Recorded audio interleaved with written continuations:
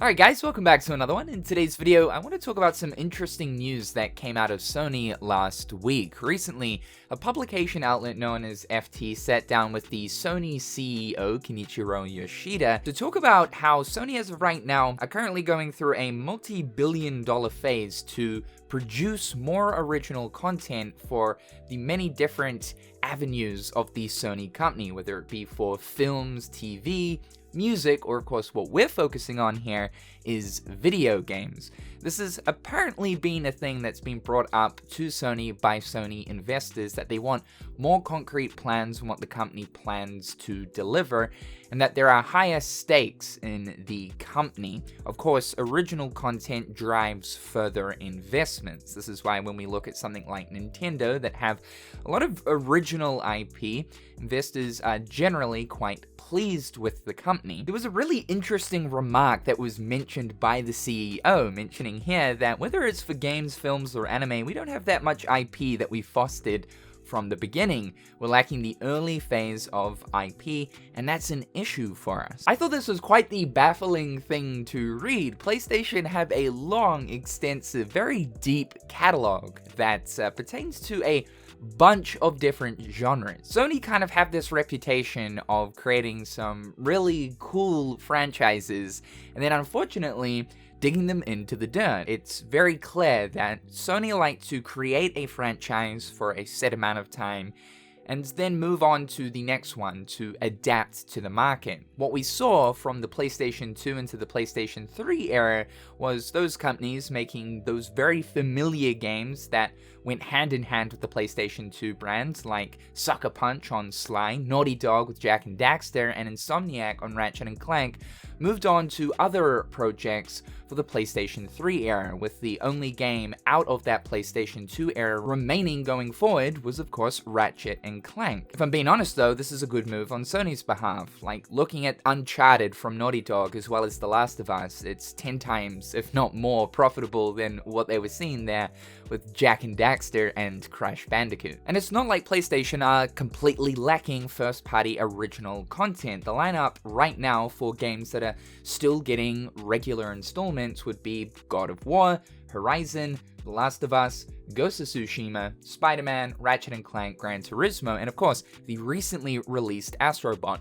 Those are like the main PlayStation IPs. One issue with a lot of these IPs though is that there's not a lot of genre diversity going on. If we look at both God of War as well as The Last of Us, those are story-driven action-adventure titles.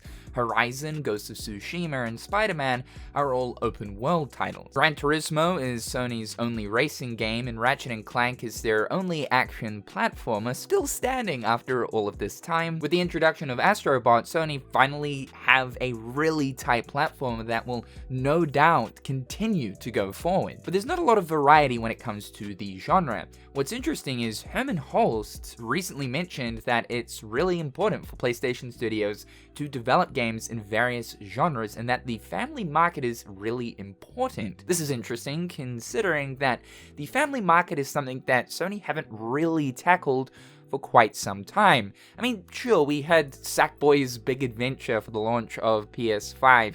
That was just an okay platformer. Definitely looking at something like Astro Bot harkens more so back to the roots of what made PlayStation great in the beginning, but comes with that quality that you expect from modern PlayStation Studio titles, along with being on par with Nintendo's heavy hitter, Mario. But the most important takeaway from Astro Bot is that people still care about platformers, games that are just pure fun. They don't need these quick time events, long dragged out cinematics, just fun from start to finish. Press the X button to jump, to spin, you collect stuff.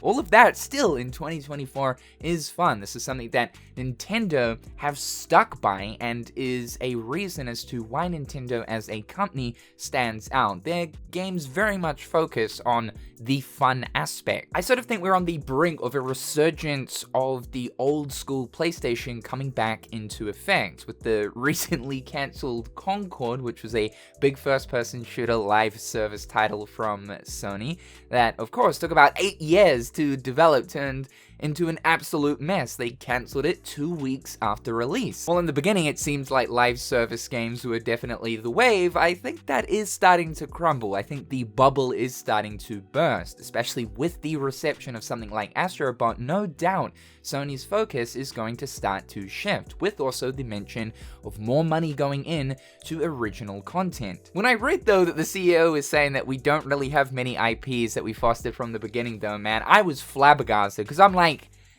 did you join the company like last month? What do you mean? As someone that's been with PlayStation since PlayStation first started, this was just really hard to read. There are so many IPs that Sony currently has that, if were adapted into a modern sense, would be absolutely successful. Because again, Sony are definitely lacking a lot of variety when it comes to genre, even though Herman Hulst did mention that genre diversity is important. Okay. Well, it doesn't seem as if that's too strong of a focus at this given time. If we look at something like Jak and Daxter, that is a fantasy Grand Theft Auto action platformer that would absolutely be successful in this current day and age. It's insane to me because this is probably the one PlayStation game that makes the absolute most sense from both the consumer and business standpoint to bring back, considering that it's just a very unique title. Sly Cooper is also incredibly unique, being that of a stealth platformer. That's not exactly the sort of spin that's applied to platformer titles. Ape Escape is also another one. Of course, we know that this was made by Japan Studio, which are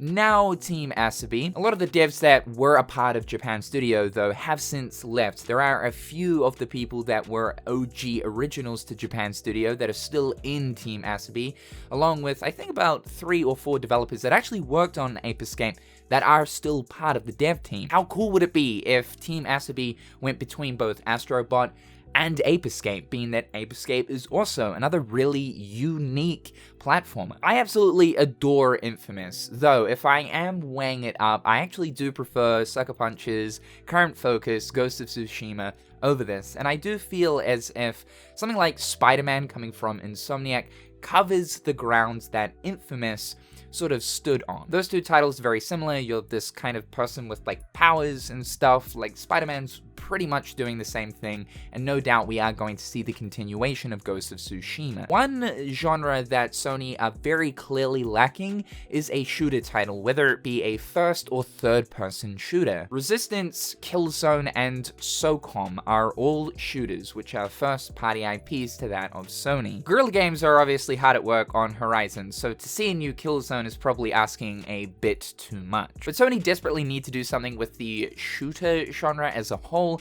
whether or not they hand off Killzone to another studio somewhere else. I would also love to see the return of Resistance, though I wouldn't exactly say that Resistance was the best first-person shooter, especially because at the time we had games like Halo that was the front runner for a sci-fi based sort of alien type first-person shooter game.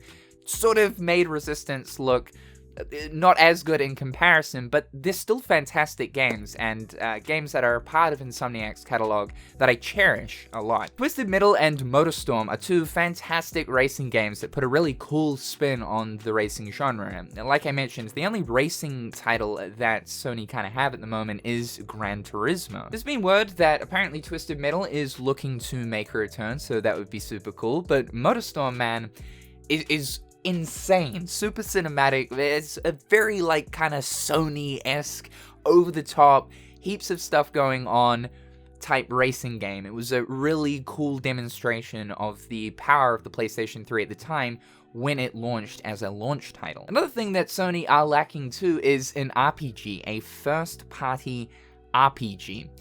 Dark Cloud. Guys, come on.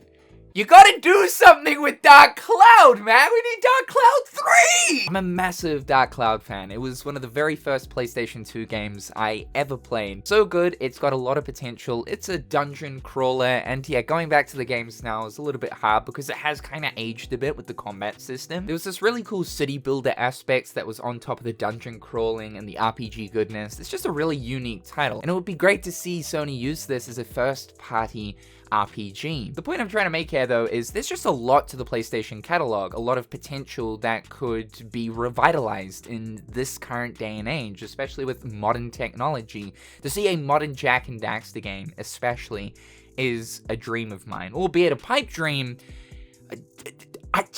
It needs to happen. How have they not done anything with Jak, dude? Do you not like money? One other really important thing about Astro Bot 2 is that game only took about 60 people to develop, along with a 3-year development time. Sony's games take a while to come out. I think that's just game development as a whole in this current era of gaming, is that game development costs a lot and it takes a long time. So another important learning curve here is maybe PlayStation putting further investment into smaller studios, smaller teams, where the games only take 2 to 3 years to develop. And you totally could apply a lot of these older IPs to these types of studios. It's just some food for thought, some interesting Sony news though nonetheless. I definitely feel as if there is a possible shift going on here with PlayStation's focus. What is apparent though is that the Sony CEO desperately needs to look just a little bit deeper